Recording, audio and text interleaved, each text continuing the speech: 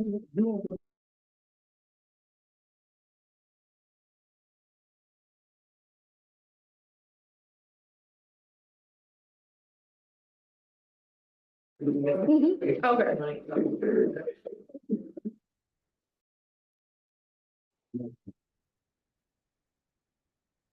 Hello, everyone, and welcome to our Monday, March 17th, 2025, Secret Board of Education meeting. My name is Kimberly Hopkins, and I will be presiding. The first item on our agenda is to call this meeting to order, and it is 6 o'clock on the dot. The next item on our agenda is approval of the agenda as presented. Definitely make a motion to approve the agenda as presented. We have a motion and a second. Any further discussion? All in favor, say aye. Aye. Opposed? Any abstentions or recusals? And that motion carries. Next item on our agenda is the pledge of allegiance and remain silent.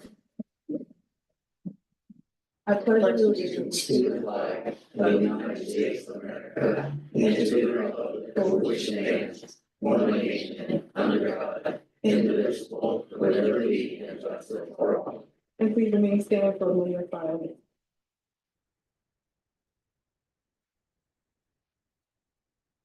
Please be seated. Next item on our agenda is approval of the minutes from our February 20th, 25 board meeting, and I will need a motion to approve. I make a motion to approve the minute.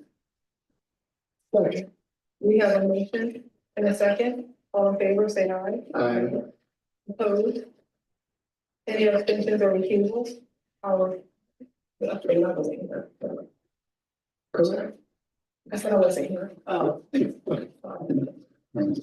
Don't put it in there. Got it. All right, next item on our agenda is public participation, and I understand we have one. And we have Mr. and Mrs. Peterson. So what we'll have you do, there's a podium over here that Mr. Cameron is setting up. We'll have whoever would like to present, go to the podium, or if you both want to go together, you may.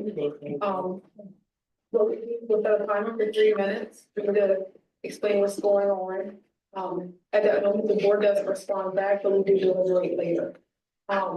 When you do go up, you'll tell us your name, you give us your address, and then the reason that you're here. Okay, all right, thank you. We have you over there.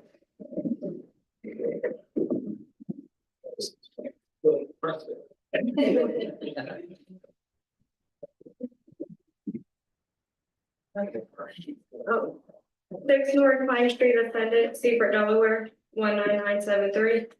The address. We're here to try to get my son Lonnie Peterson III enrolled into Seaford from the charter school and base. Is that a good fit for him? It's not a good school, especially when you're shutting down because you got plumbing issues, you have heating issues. How is he supposed to get a good education if he can't even show up to school? I understand money might be the issue. That's what base is saying. My son's education should not be put to a dollar sign. He's not learning there. During our phones more than anything. He's texting me all throughout the day. Half the school teachers already quit because they don't like how the school's being ran, how the education system's working, nothing. I feel like he's a better fit and get a better education in the Seaford Middle School and the Seaford High School. My nephew already just transferred from Webbers to Seaford, and his attendance and all of his education went up high, and it's never came back down. It's just, I'm all around, I think it's a better fit. We're 2 minutes away from Seaford. We live right around the corner. I really think he's missing more days there at that school than he attended, to be honest. He cries every morning to go. I thought base was gonna be like Montessori, and they're not at all. And I promised him if he didn't like it, he would transfer out. I did not know I signed a contract, 1 year. That's where it's fallen into Seaford won't accept him because of that contract. We can't do it, and homeschooling is just, I don't have the discipline for myself to make sure he gets on the computer and knows what he's supposed to do. I'm not a teacher. I really hope you guys can accept him. He's gonna fail 7th grade if he does not get out of that school. He's trying not to go to summer school because of a school, not teaching him. He's an IEP, they did not get his report until the end of December. Yeah, math teacher even admitted that, oh, I know he needs extra help, I just don't have time for him. What kind of school and what kind of teacher is that? She also told him 3 weeks ago when I tried to enroll him and you guys denied him, I told you, Lonnie, that he wouldn't have been able to get out of the school. Who says that to a kid? He comes to my car crying. There's bullying at the school, and then today, it's 6 o'clock, I haven't got notified yet. There was a cop up there. Communication sucks. I probably won't even know why the cop was up there for. They're not gonna let us know. As parents, we have rights too now. I really hope you guys can accept them.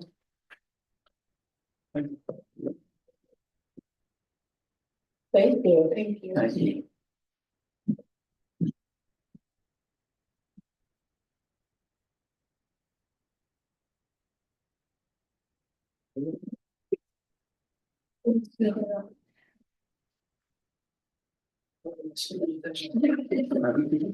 I have the comment. Thank you.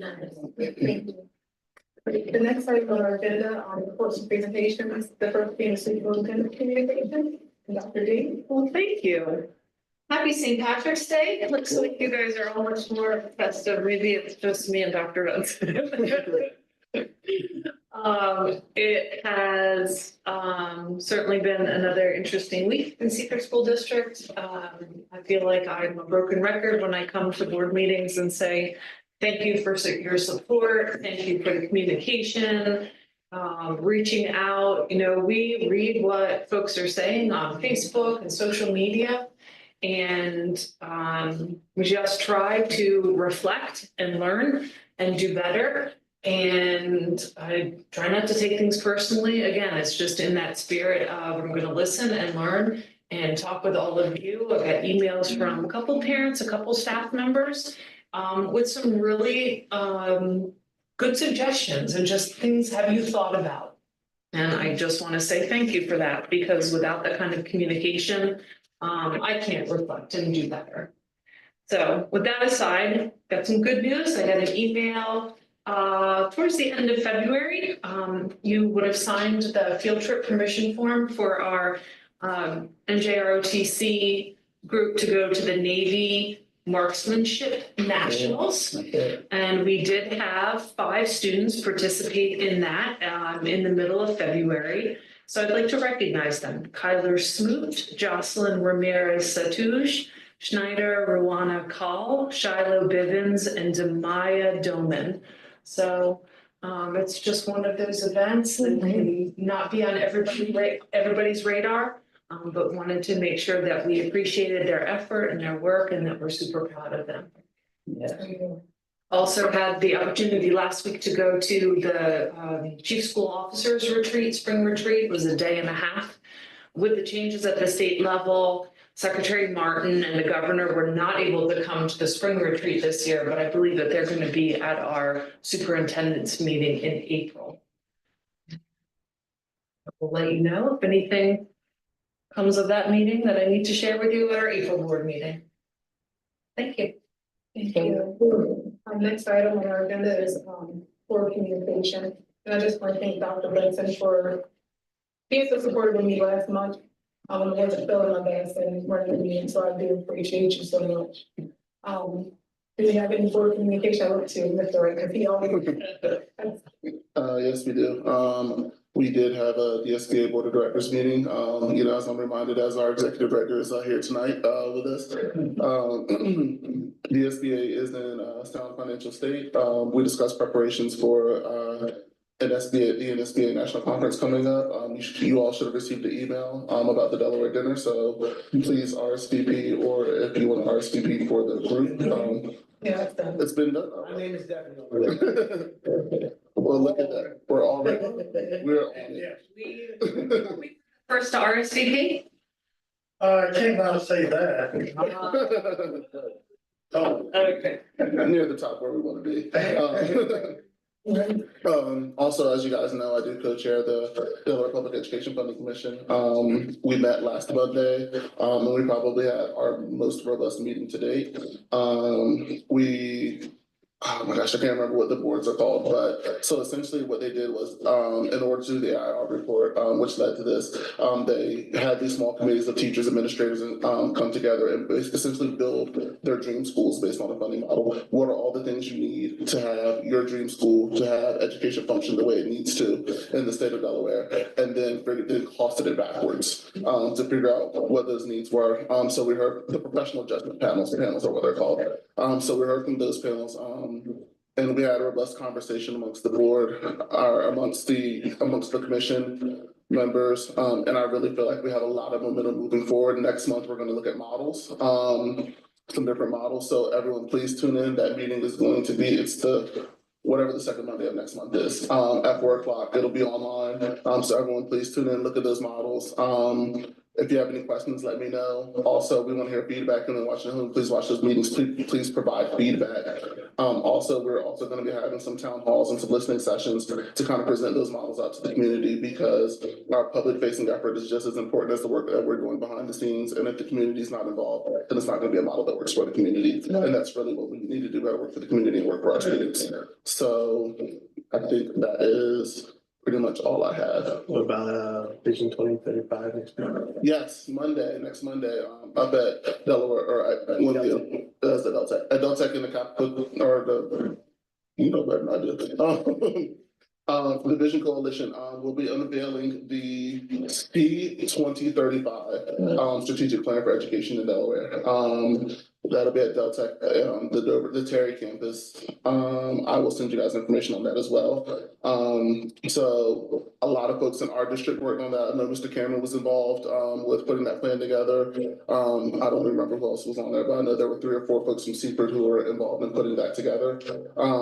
So it'll be really, so it's really important for us to be there.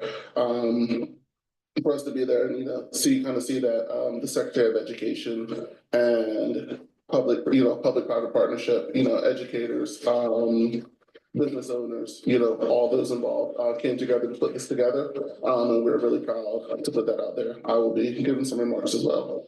Thank you for those updates. Are there any other board communication? Not even from our looking on the phone? Save my money. I would like to just say, kudos to our basketball team, both the Lady Jays and the men's basketball team, for a wonderful season. I think the whole between the Henlopen Conference and playoffs, I was forced, because I was either yelling at them or the refs. But nevertheless, it was a great season. So I look forward to next year. Going. Awesome. All right, next item on our agenda is 6.03 KLR relation with governmental agencies, and that's Mr. Cameron with this nice long title. Yeah, right. So we'll kind of take, if it's all right with you, I'm going to mention 7.07, which is the second reading of KL, the policy in relation to government agencies. As you know, sometimes we do a second reading, we're also going to bring the regulations to tie into that. So we met, as we usually do, with board representation, which is Mr. Wright and Dr. Savage, in regard to KLR. And you can see up there, basically what we did is we kind of got rid of the old KLR. And by adopting KL later, we're also going to be we were getting rid of KLG, if you recall. And then that also means that we're deleting KLG, we'll also be getting rid of the KLGR, because we have no policy, there's no need for regulation. And then also recommending to go away is KL-E, KLG-E-1, and KLG-E-2. So everything kind of gets encompassed in KLR. And we kind of talked about this before. KLG talked about the relation with law enforcement and dealt with actually like undercover folks being placed in schools. And one of the exhibits, KLG-E-2, is an MOU from the 90s. And so not quite sure why it's an exhibit, but that's part of this cleanup process. And that's what we're working on here. So this is the KLR that we're presenting to you that kind of went through our policy committee, and we think it encompasses what we need to tie into the policy KL. And do you have any questions? And you said you want to go over the other one right now, or? Everything else is being deleted. Okay. So this is just the regulation that goes along with when you're looking to approve 7.07. Gotcha. There's somebody at the door, so you two people walk up. All right. Next item, Mr. Cameron, I believe it's you again, the school calendar for 25-26. All right. So the calendar committee, which is made up of myself and Dr. Jeanette, work on it from here at the district office. We have high school and elementary administration. We have secondary and elementary teachers, secondary and elementary paras. Also have Sarah Smith, who represents the pre-K side of things, and have a parent representative as well. So we met in February to come up with the 25-26 calendar, and what is before you is what we're looking to present. It's very similar to previous calendars that we use here. We don't really break the model too much in what we do. A couple things that I'll just point out, in regards to the public. It's a little bit of a different start for us. We have done this before, but we are going to start the teachers will start on the 20th, which is a Wednesday. Instead of having that full week before, we'll kind of split up the week. And then that also means that the students will come the first day of that transition day, where it's pre-K, 3, 6, and 9 will come on that Wednesday. And then everybody comes on the 28th. Now, a lot of times we have had the students and staff have had that Friday before Labor Day off on the 29th. With using this model, we don't think it's, hey, we're gonna bring everybody in for one day and then go have 4 days off. So we're gonna come in that Friday, which helps us really get out soon. I mean, it's a day in there that helps us on that end. Traditional things here, it's nice because it's not an election year, so we don't have as many things handcuffing us. You can see some PD, point out that the 10 professional development is the statewide PD, where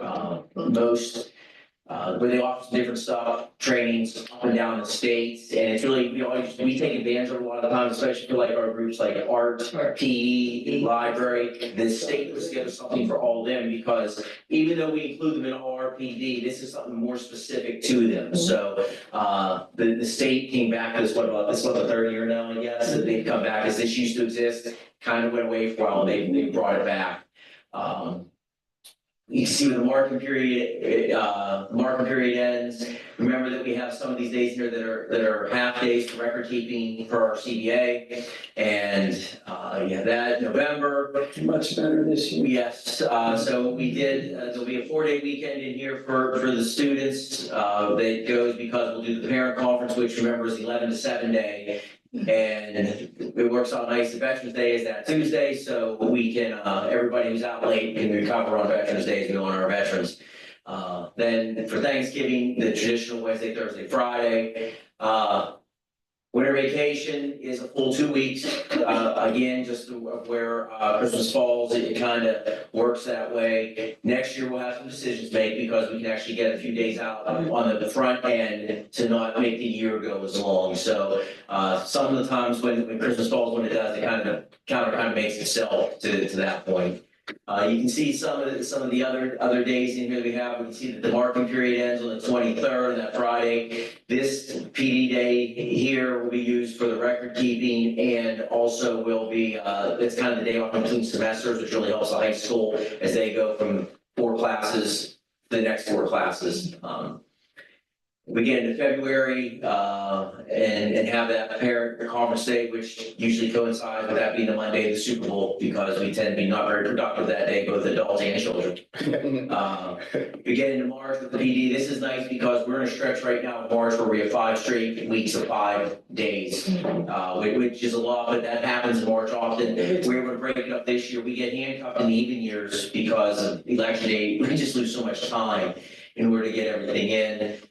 Then you're looking at spring break a little bit earlier next year because Easter falls on the 2nd. You have spring break here for the 3rd through the 10th. There are last days for seniors, Memorial Day, graduation.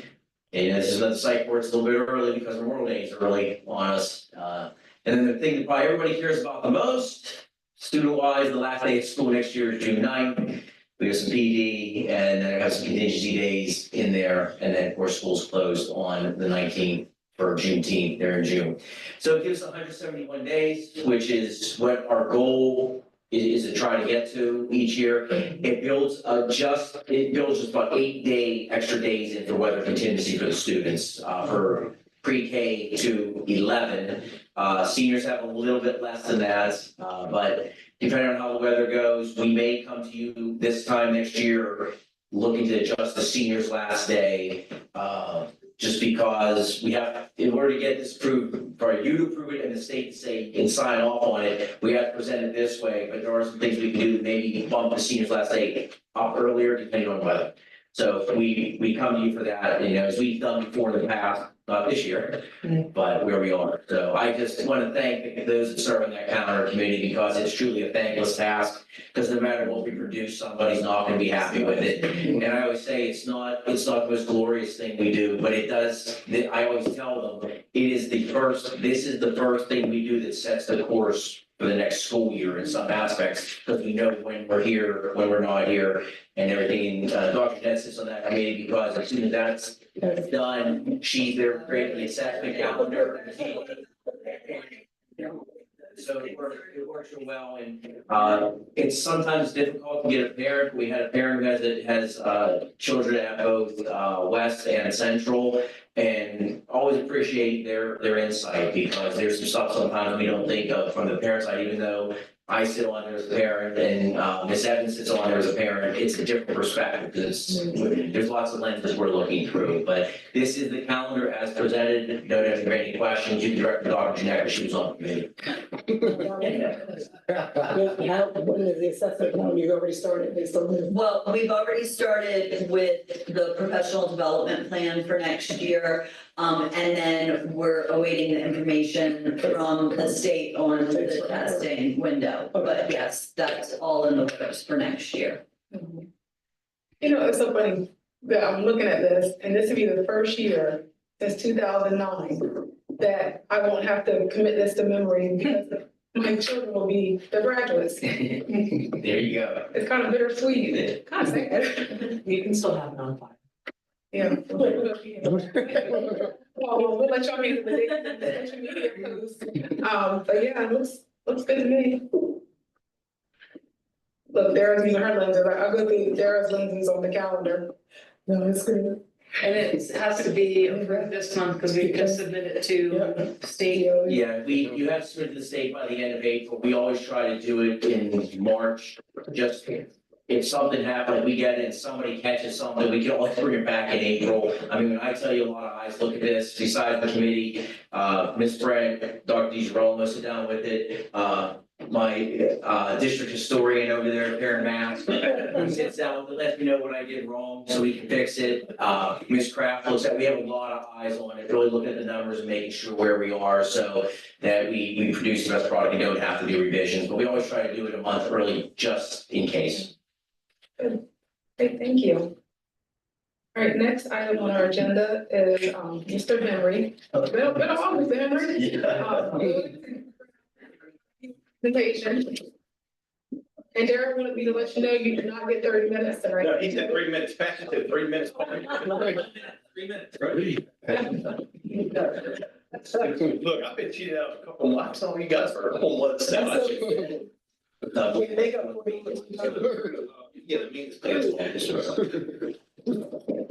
So you already Schools every day. All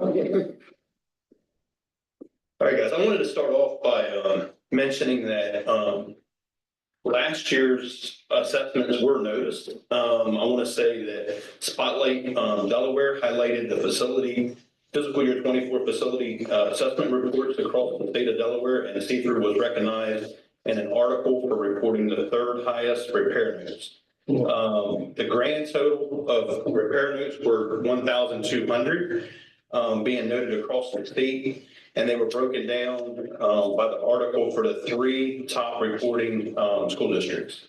Of course, Brandywine School District led the way with 235 total issues being reported, and Indian River School District was second with 154 repair notes noted. The Seaford School District came in third, reporting 118 total repair notes. Keeping in mind that the Brandywine School District has 17 school buildings. Indian River School District has 16 school buildings. Seaford School District has 6. So I think we did a really solid job, the maintenance guys and the chiefs, in reporting and showing our deficiencies and the things that we really need funding for. So even throughout all of those, this year's assessments didn't change a whole lot. But I did want to mention that there's a lot of things in here about like the ESSER, the way we spend our ESSER money, the HVAC equipment we were able to replace, stuff like that came off that list. But we still have a lot of needs as a Seaford School District too. Even with the work completed through the major CAT renovations in fiscal year 21 and the HVAC work completed through ESSER funding in fiscal year 24, Central Elementary still has an ADA compliancy issue.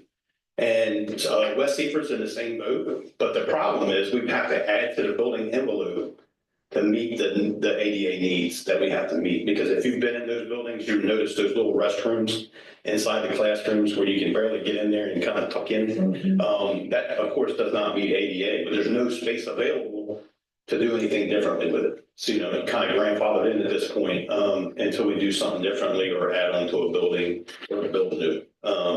So some of those things are noted in the assessments. If you read through them, it's noted in each one of them, you know, the compliancy issues that we have there. Things that we can address, we have addressed, like the ramps. You know, when we redid the parking lot, we addressed the ADA ramps at the front. All of that non-compliant stuff was addressed at that point. But there's only limitations once you get inside the building because of the building envelope. West Seaford, I noted in there also, all of our buildings are in this state. Even though we've done the major mechanical work, which being the pumps, the boilers, the chillers, all those things, we're still using unit ventilators. And I think you guys have heard me talk about that in the past few years. ERVs are the way to go now. And what they are is a rooftop unit that conditions like 6 to 8 classrooms all at one time.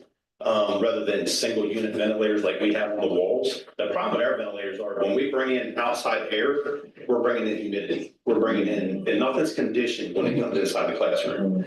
The ERVs bring that air in, they condition it inside the unit, they send the hot air back out and bring in the conditioned air to the space. So that's why we fight on the day. You'll hear staff members complain about it's getting humid inside my classroom, all of this stuff. By building code, we have to bring that outside air in. When we open that damper, it's just like opening a window. They hear it all comes. So that's kind of the issues that we deal with the current systems that we have. Keep in mind that if we replace those systems, it's a large scope of work. It's not just going in and pulling a unit ventilator out and putting an ERV in. It's going in and ripping all the ceilings out of the buildings, sprinkling the buildings when we do that, because then we'll have to meet, you know, the fire code and all that stuff. But also running new ductwork through the building, so you're talking a 2-year project. It's not something that's going to happen over the summer or even a 3-year project to be broken down. So all of that stuff is also in the assessments and noted in the assessments. A lot of building envelope issues are noted in the assessments. Keep in mind, we did $800,000 worth of repointing last summer. But that was just a small portion of it. It was about 15% of what we need to do. The high school alone, if you look at the whole portion of the high school, the windows in there, the lintels, the capstones, all that stuff is starting to fail in that old part. So that alone, that project is being put out there at about $800,000 right now. That's an anticipated cost. So that right there, you can figure we get, what we get in our minor cap and enhanced minor cap, that's 2 years of that money, just for that one project. The good thing is Dr. D and, the chiefs were basically able to get through and get the enhanced minor cap changed to where we don't have to spend out our minor cap to qualify for the enhanced minor cap now, which allows us to save a couple years of minor cap to do a big project. Exactly. So thanks to those guys for working on that for us.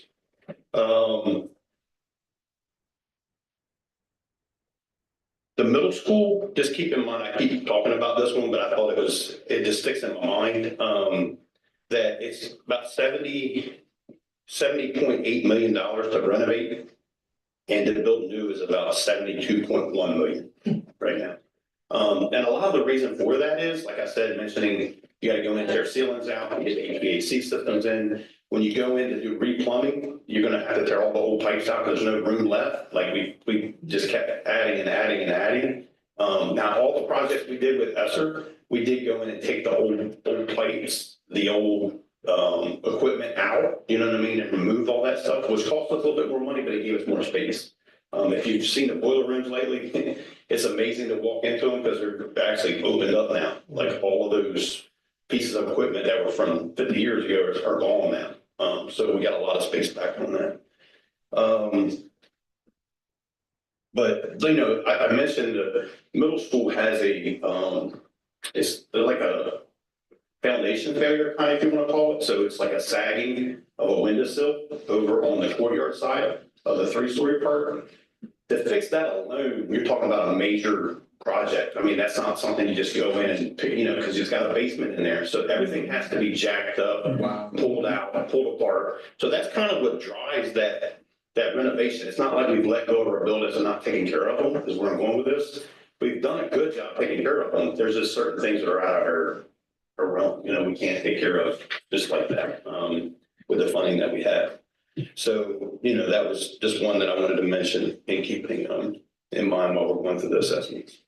And then, of course, our repair plan basically says that we're going to do everything we can with the money that we have available to continue to maintain our buildings and keep our buildings at a high state for our students. So that's pretty much what's in the plan that you see.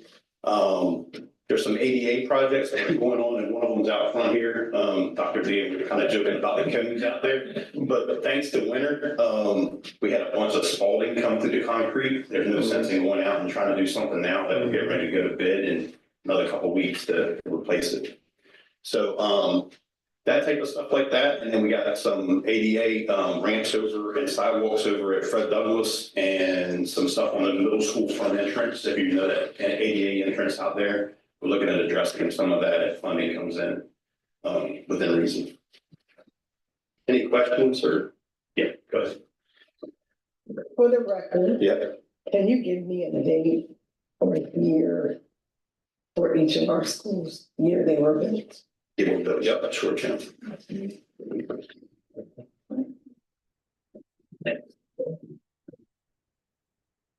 We have a glass on, but this. All right. Original age for the Seaford High School was 1964. Original age for the middle school was 1928.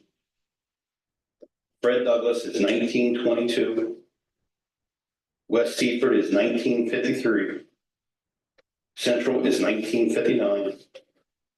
Blades is 1954. Remember, it was renovated, but it was 2002. So we're over 20 years old, even with the renovated part.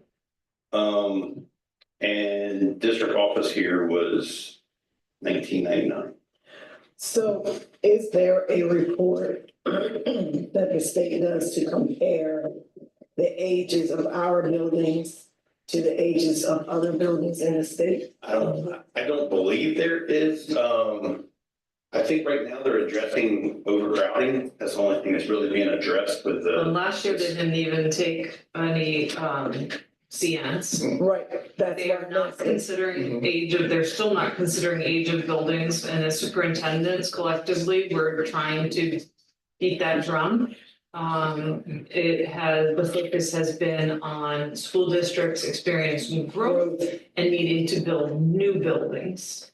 but there's no conversation about students in buildings that are failing through no fault of our own. Correct, that's what I wanted on the And record. we're gonna have a need if a building crumbles down to the ground, and then we're gonna have a need, and maybe we'll Maybe we'll qualify have for a CN. Maybe we'll have a and you did say, again, for the record, that it would cost $70.8 million to repair the middle school, Correct. but 70 million to build new. 72. 72. Mhm. And that's anticipated cost. That's going architectural firm. Thank you, I just wanted that on the record And, clearly. and to add, so what you're all voting on tonight, you want to Senate Bill 270 about these assessments that everybody had to do. And we were a little bit ahead of the game with some of the work that Mr. Henry had done. But one of the things that Senate Bill 270 also said is that a building's lifespan is 100 years. Give me a break. Is what they put in there. So obviously we have one that's past that and we have one that's approaching it. We've So- asked the superintendents for the state to consider a dual formatted list.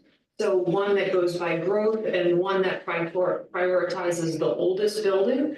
And that if there is money that's available through the CN, that it's divided in some formula between like the top two, whether it's growth or age, and then just move down that list. But it's, I just want to be clear, so when I see the Secretary of Education next week, I can ask her. Thank you. I guess, so when I'm listening about this, just because I'm hearing, the TV about the educational department shutting down government wise, how does that affect us as a state? Does all of our fundings come through the state and the government doesn't have any part in asking, or do they help us in subsidizing us for some of these costs that we, or would they have had, or does the state just handle it all Typically itself? before, what was it, 2 years ago, when they come out with enhanced minor cap, you had a minor cap budget. So Okay. that's a 60-40 split, and the right patches when I say that. Local and then state funded. Okay, Okay, and then we have our local budgets, which is all local. Yeah. And then now they have an enhanced minor cap, which is some money that they put out there per district just to help out, try to kind of fund some of these things that we keep talking Right, about. But at the end of the day, it's not. federal monies don't go towards buildings yeah. at the state okay. level. That would impact more on our special ed and our title. Yeah. And the stuff. Okay, very good. I knew that's what when I looked at trying to educate myself on just what that was all about when I started seeing Good that. question. On TV, I'm thinking, okay, how's that gonna affect them? And I knew it was more in the educational part of, special ed and stuff like that. But somehow they always get their hand in there and somehow it's gonna affect the money. Very good. Do we get docked or dinged for the ADA being out of compliance by the state? So that's interesting. So one of the conventions that I attended last year, I actually met a lady that is in charge of ADA in the United States. You know what I mean? Like she's there, she didn't know, but so I stayed and talked to her for about 30 minutes because I'm concerned with all that we have. You know what I mean? And she said, Doug, really, you don't have your grandfathered in unless you touch it.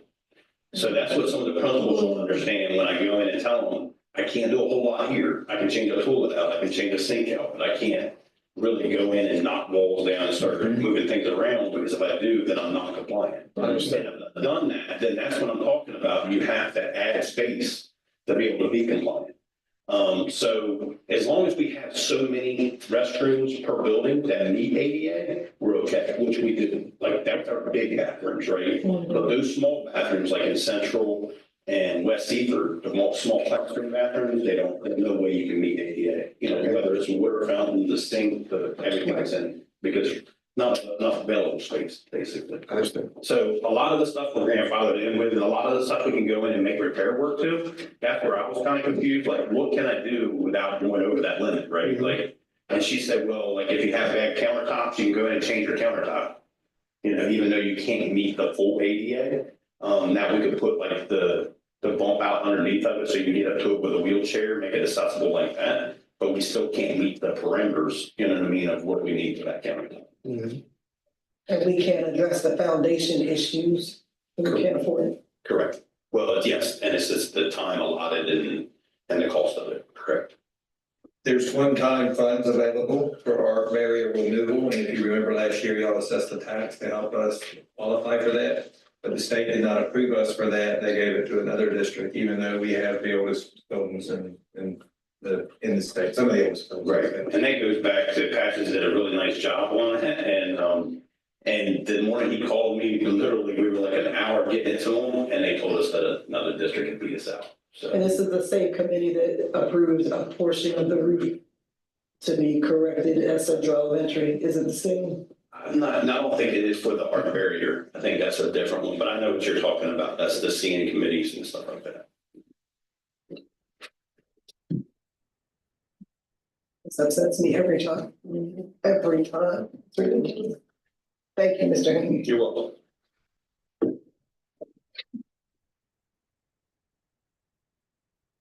Okay, next item on our agenda are our action items. The first one being school choice. And we know that, there is just a role of information down here for you. I just need a motion. Jeff Benson, I make a motion to deny school choice applications 2025-86 through 2025-88. Second. All right, we have a motion, we have a second. All in favor, say aye. Opposed? Any abstentions or recusals? That motion will carry. The next item on our agenda is our field trips, and we have two. Both are with Seaford Middle School. The first being the drama club, June 17, 2025. They will be going to New York at 2 p.m. and they will return at 1:30 in the morning. Students will have the opportunity to attend the Outsiders musical on Broadway in a professional career. And to note, that is after the regular school year. That was fun. If you check or let me know. All right, and then we have the band on May 23rd, 2025, in Hershey Park, from 6 a.m. to 10 p.m. to perform for the adjudicators as a band that enjoyed the music park and award ceremony. I think we've done that for some years. Yeah, my son did that. Oh, you were 87. That's been around for some years. All right, so we need a motion to approve. Jeff Benson, I make a motion to approve the field trip agenda as presented. Marcus Strata, second. We have a motion, we have a second. All in favor, say aye. Opposed? Any abstention or refusal? And that motion will carry. We do not have any facility requests. So now we will go down to the school calendar for the 2025-26 school year, and I would need a motion. Dear Senator, I need to approve the school calendar for 25-26 as presented. Second. All right, we have a motion, we have a second. If there's no further discussion, all in favor, say aye. Opposed? And that motion will carry. The next item is JIIA. I just came up.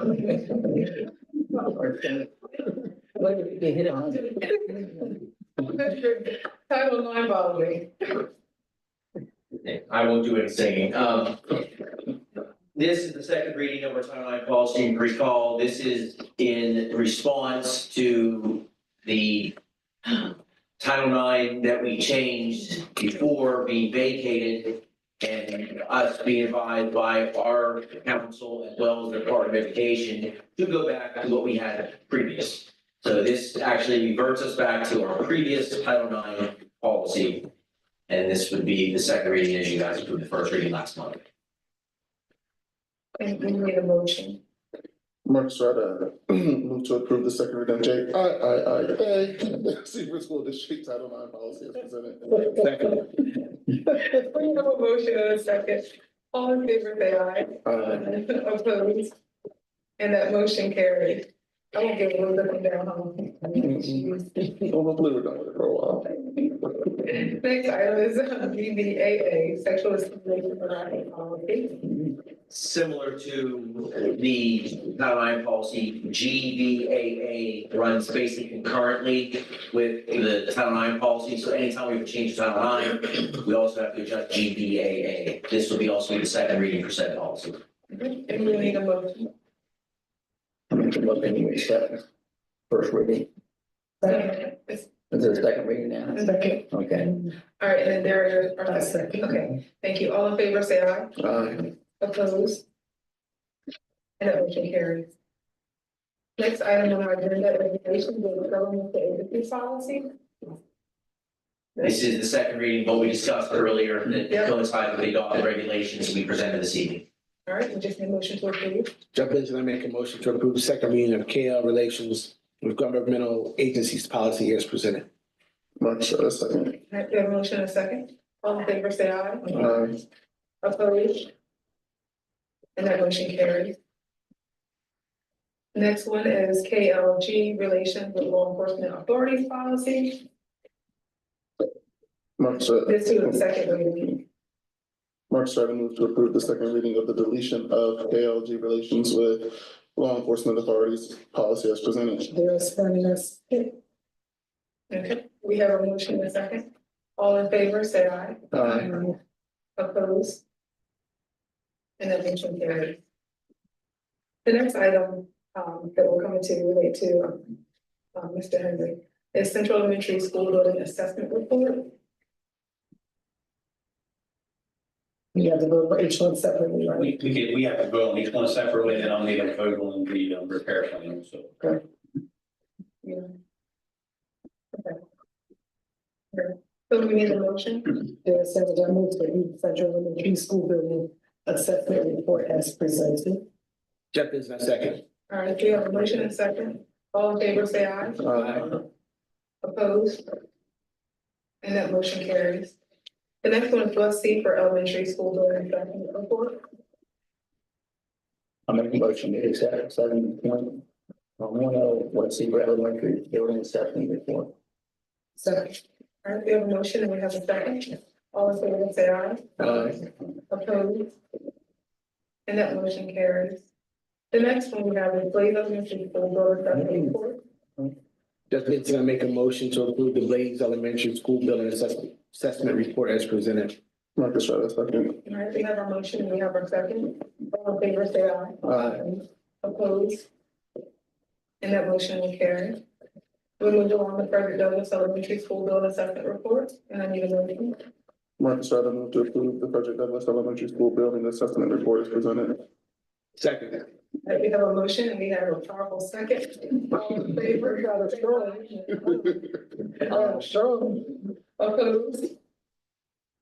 And that motion carries. The next is Seabrook Middle School building assessment report, and I need a motion. There is Senator, I move to approve Seabrook Middle School Building Assessment Report as presented. Second. We have a motion and we have a second. All in favor, say aye. Aye. Opposed? And that motion carries. Next item is the Seabrook High School building assessment report, and I will need a motion. Jump in, and I make a motion to approve the Seabrook High School building assessment report as presented. Mark Strata, second. We have a motion and we have a second. All in favor, say aye. Aye. Opposed? That motion carries. The next item is Seabrook School District repair plan. And that too would also need a motion. Mark Strata moved to approve the Seabrook School District repair plan as presented. Second. We have a motion and second. All in favor, say aye. Aye. Opposed? And that motion carries. Next, we have our financial report presented by Mr. Gill. Thank you. Just prior to this meeting, we also, I wanted to get going forward to present out as part of this, that we had our citizens budget oversight committee. And we reviewed February financials, which is basically what's being presented to you tonight. We also talked about our financial position report that you had done understood prior. We talked about our all funds budget for next year, the idea behind that. We talked about what the FY 26 tax rate changes are, not the actual amounts that we will be charging, but we actually talked about what happens when you reassess property and have to lower the tax rate to basically keep everything revenue neutral. We went through that. We want to start having smaller groups and discussions out with the public. So the best place to start that is with our oversight committee, because that's part of the process. We also had an open forum and, again, we'll have, mostly quarterly meetings going forward. What I want to hit on here is this month's operating unit expenses. A new final budgets were implemented on from last month, which y'all approved.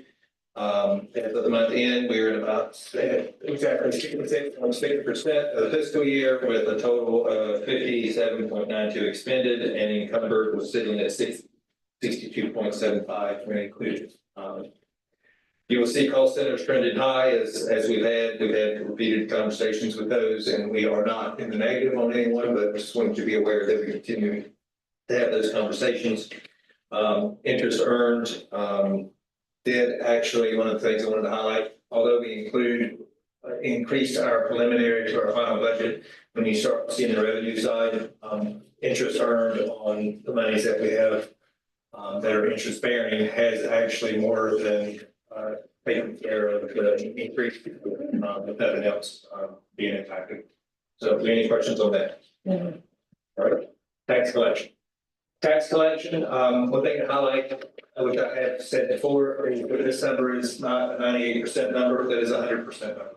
But what I wanted to show you is that we're at almost 98% collected. So what we are is where we should be, or where we've presented in the past. At this time, let me see here. Collection was just over 80,000, with about 32% of the 32K of that being delinquent. In past years, of course, we had budgeted at that 98, but if you do some quick math, overall, we were at 268,000 shortfall if we didn't connect another penny. What I will say is that last year during this time frame between now and the end of the year, we did bring in another 142,000. So ultimately, we should get very close to that 100%. Not to also mention that we have our senior property tax and disabled veterans tax credit that comes in from the state. But I think we're kind of pretty much on target for right now. Highlighting that again is that we did the 100% because of being able to highlight the delinquents taxes, and when people don't pay their taxes, how it impacts the school district. So we just wanted to make sure people are paying their taxes on time and the impact that has if they don't. So, any questions on this? All right. Next one is set asides. That's holding constant at the 2.957. And if there's any questions on that, we've not had to touch any of those yet. This is our monthly revenue. All receipts are just shy of 59 million, up over 1 million over the same time last year. So if you compare year over year, in which with all said and done, last year we did come in at 62.8. So we do want to highlight that we feel like we'll be, just fine on the revenue. One thing to highlight though is formula salaries and OVCs. Does look like there's a large shortfall as well as cafeteria, but realize state funds are not controlled by us. So that's the match of the salaries that are paid. So if we don't pay that, that also means we have the cost savings on the other side. So what that means is it's not something to be worried about. It's one of those things that's that match to the things that we're doing on the other side. And if you saw the local salary on the expense report, we're right within reason. So we're good there. Cafeteria is also, it looks like a lot for this time of year, but that I talked with, spoke earlier today with Ms. Kirby, and we talked about, kind of where she was and where she expected to end. And I think that the biggest thing to highlight there is we're still on target. There may be some changes for that going forward, which we're slightly concerned about, but that doesn't necessarily impact us as a district. It impacts our district students potentially in the future. So, cafeteria and state salaries. I think we're pretty good. If there's no other questions, pretty much the revenue side of this book. Thank you. Thank you. Okay, this is an action item, the financial reports, and I will need a motion. That brings, I make a motion to approve the financial reports as presented. Marcus, right, second. All right, we have a motion and a second. All in favor, say aye. Aye. Opposed? And that motion will carry. Next item is our long range agenda, and we have a lot of stuff, so I'm just gonna highlight some of them. So this week, you have a fundraiser on the 19th from 3 to 10 at Texas Roadhouse that supports Central Elementary. Don't forget to rock your socks for World Down Syndrome Day on March 21st. Put that in your calendar, phone, whatever you need to do. So make sure you're rocking your socks. West Seaford has spring pictures on March 25th. So please, you know, you gotta get those haircuts or that spring pastel color suit or whatever. Make sure you go ahead and get that. The end of the third marking period is March 27th. So that's important to know, as far as your children's grades. Please make sure you're looking at home access. School will be closed for students on the 28th and the 31st of March, those are professional development days. April 3rd is a paraprofessional appreciation day, so make sure you're thanking them, well, every day, but this day is set for them, April 3rd. I don't see Autism Day, World Autism Day, which typically, isn't it April 2nd? Yes, April 2nd? I think so. Yeah, so we're gonna go ahead and slide that in We're there. gonna slide that in, we'll Yeah, double we're check. gonna slide that in. Then you have spring pictures for Blaze Elementary on the 4th. We're gonna thank our school librarians. They have a school librarian day on April 4th as well. National Assistant Principals. Oh, yeah, because you are. April 7th through 11th. Don't forget there's a blood drive, a spring blood drive at the high school from 8 to 1 on the 9th.